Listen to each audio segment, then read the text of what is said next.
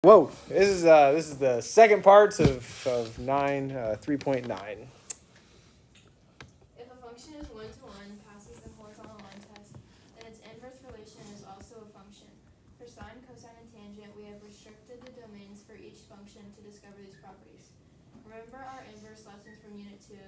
We observed when f of inverse of f of x equals x, and inverse of f of x equals x.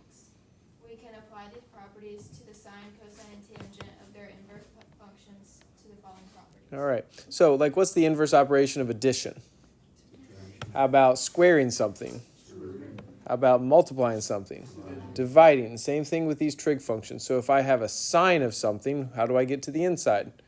We arc sine it. If I have an inverse tangent, what do we do to it? Now we tangent it. All right. And so, but we have to be aware of the domain and range of these things. We have to be aware of those properties. So if I have sine of arc sine can only be between negative pi over 2 and pi over 2. All right. And so I have to be worried about that part. And so the sine, what's the range of sine? Remember looking at our sinusoidal curves a lot? What's the range of sine? What's the lowest value it could be? -1 to 1. Okay. And so anyway, we always have to be worried about that. And so then if I have an arc sine, it has to be in between negative pi over 2 and pi over 2, just like what we went over today. It has to be that quadrant 4 or quadrant 1 on those. And so cosine again has the range of -1 to 1. However, arc cosine has a range from what? 0 to pi. All right. Tangents are very well behaved. Tangents can go from negative infinity to infinity. It could be from all reals. However, when I inverse it, when I switch the x and y, instead of having vertical asymptotes at pi over 2's, now I have what? Horizontal asymptotes at negative pi over 2 and pi over 2. And so that's why we have those range restrictions for arc tangent. All right. So let's keep moving. Here we go. So sometimes these restrictions can be tricky, but let's look at some things here. All right, so we have arc sine of 2 pi over 3. Well, they're inverse operations, so I should just get 2 pi over 3, right? Wrong. And so we always have to be worried about these things. And so if I look at this one, what is the sine of 2 pi over 3? Square root 3 over 2. And so now I end up having this arc sine of square root 3 over 2. And so then I need to look for when is sine square root 3 over 2. And when does that happen? At what? At what? Pi over 3. It's pi over 3. Why can't it not be 2 pi over 3? Because I have to be between what?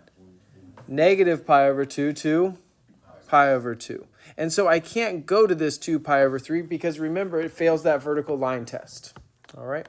All right, before we do part B, I want to do another one. I'm going to say, let's say we have cosine of arc cosine of negative square root 2 over 2. All right, let's do that. And so what is the arc cosine of negative square root 2 over 2? When does that occur? What quadrant am I in? I can't be in quadrant. I'm in quadrant 2. And so now, what is it? 3 pi over 4, right? And so now I end up having cosine of 3 pi over 4 for this one. And so what is the cosine of 3 pi over 4? Negative square root 2 over 2. Now, on that one, did the cosine and arc cosine completely cancel? Yes, it sure did, because we're left with what we started with. Does that make sense? All right, so sometimes they do that, all right, where it works out really nicely. So let's look at this original part B. And so now I have cosine of arc cosine of 3 pi over 4. How again can we read arc cosine? At what angle is, right? And so at what angle is my value 3 pi over 4? It doesn't work, does it? So it's like, what angle is the angle? And so this one isn't working the way that we want it to. I need like a square root 3 over 2 or a 1/2 going on or something like that. And so this has to be in between -1 and 1. All right, and 3 pi over 4 is greater than 1. And so on this one, it's not defined or undefined. And so that one actually does not work, okay? All right, so this next one I have arc cosine of cosine of 7 pi over 6. And so again, if they work out perfectly, I'd get 7 pi over 6. But this one's not going to work out perfectly, so let's just break it down. And so what's the cosine of 7 pi over 6? It's a negative because it moved left, right? And so now I have arc cosine of negative square root 3 over 2. And so now, when is cosine negative square root 3 over 2? And so what would I get there? It has to be between 0 and pi. And so, when is it? At 5 pi over 6. All right? And so it can't be the 7 pi over 6 because that's past pi and it would fail. All right? So on this first one, I'm going to build it with a triangle first, and then I'm going to go trig style. All of these you can do with the triangle, but I'm going to show you that the first one you can actually do with your unit circle as well. All right, but I'm going to do a triangle. And so I have arc sine of -1/2. And the way we read that is like, when is sine -1/2? And so let's talk about that Native American princess that I know. What's her name again? Sohcahtoa. So sine deals with what? Opposite over hypotenuse. And so if I have an arc sine, what two quadrants am I in between? The first and the fourth, right? And so if I go negative, I'm going to be in the what quadrant? The fourth. And so this is a -1 over 2. Well, if it's sine, it's opposite over hypotenuse, yes? And so my opposite would be what? -1. And my hypotenuse would be +2. All right? Now, how do we solve for this other side? I use what? Pythag. All right, so that crazy Greek dude. And so if I just call this b, it'd be like -1 quantity squared plus b squared is equal to 2 squared. And so -1 squared is what? 1. 2 squared is 4. What would you do with them? Subtract them. So now I get b squared is equal to what? 3. And then b is equal to square root 3. All right, and so that's how we would form our triangle on that one. And so now this arc sine of -1/2 sets up my triangle. So now I just need to evaluate the cosine of that. And so what does cosine do? Cosine is what? The adjacent over the hypotenuse. And so my adjacent to this angle would be what? Square root 3. And my hypotenuse is 2. And so now my answer is actually square root 3 over 2. All right. Now this one can be solved with a unit circle, and I kind of want to do that one too. And so let's kind of break it down a little bit. So what's the arc sine of -1/2? So when is sine -1/2?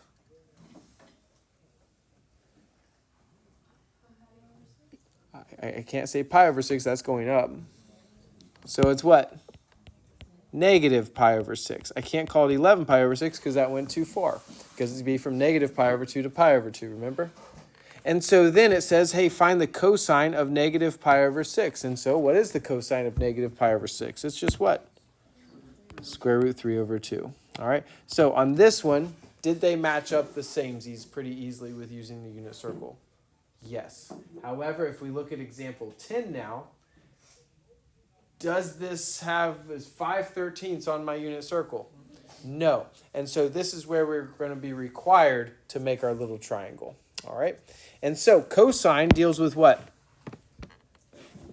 The adjacent over the hypotenuse. All right. And so it's really the x over r, if you remember correctly. And so now I'd have my adjacent of 5 and my hypotenuse of 13. How would I solve for my other side? I'd use Pythag again. And so now I'd have my hypotenuse squared, which is how much? 169. And so now I'd have 169 minus what?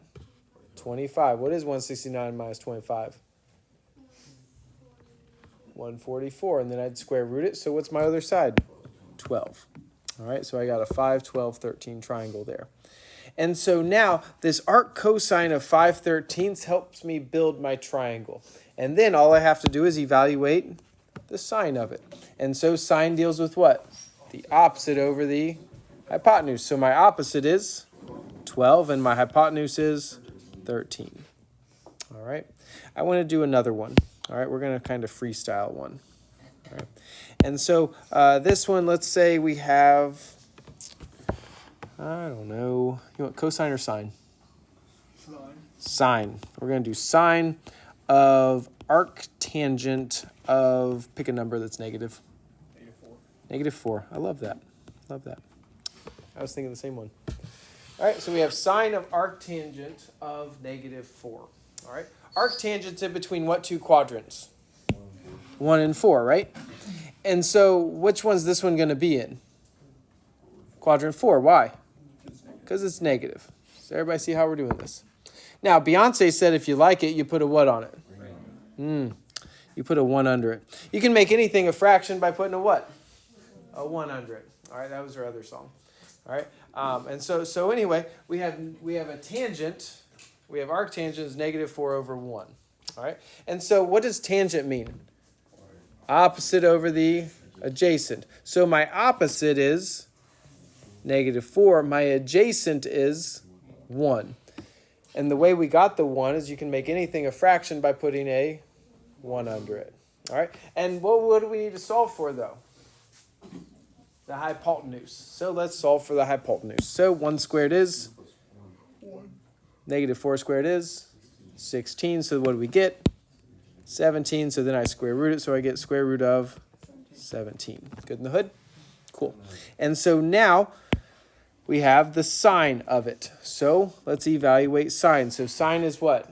Opposite over hypotenuse. So what's the opposite?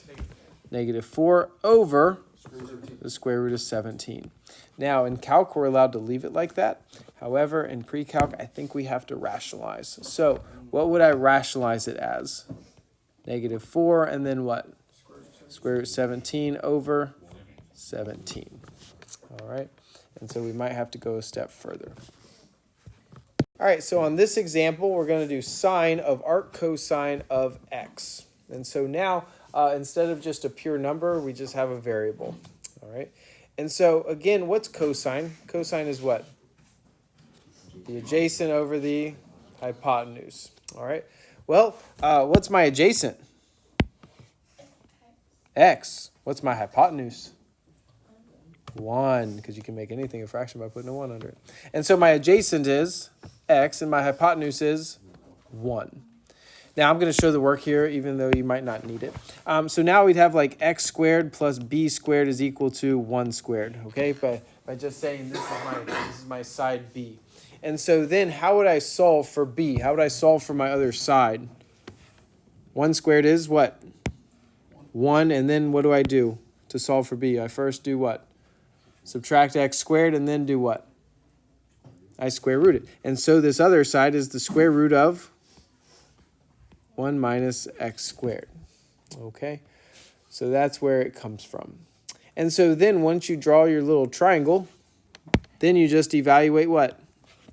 The sine of it. And so what is the sine of that triangle? So sine deals with what?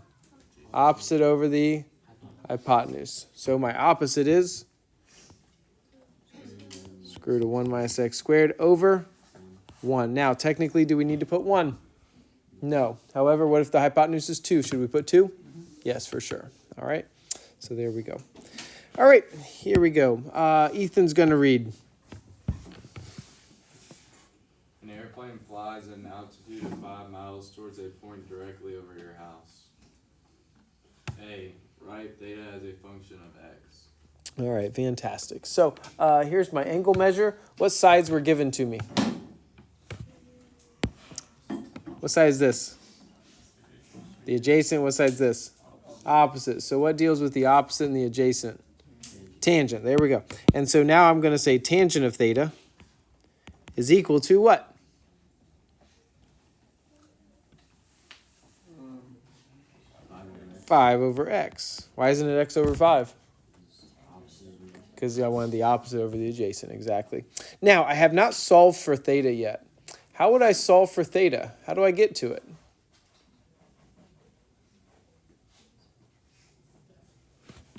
What's the inverse operation of tangenting something? I arctan it. So if I arctan both sides, then I'd be left with theta is equal to the arctan of 5 over x. All right, and so now I have theta as a function of x. All right, so now in part B, it says find theta when x is equal to 8 miles. And so all we're going to do is do what? Substitute in 8. And so now when I substitute in 8, I have arctangent of 5/8, and I'm just going to give it to you. So we'd end up with, again, we're always going to be in radian mode in this class, and we'd be 0.5586 radians.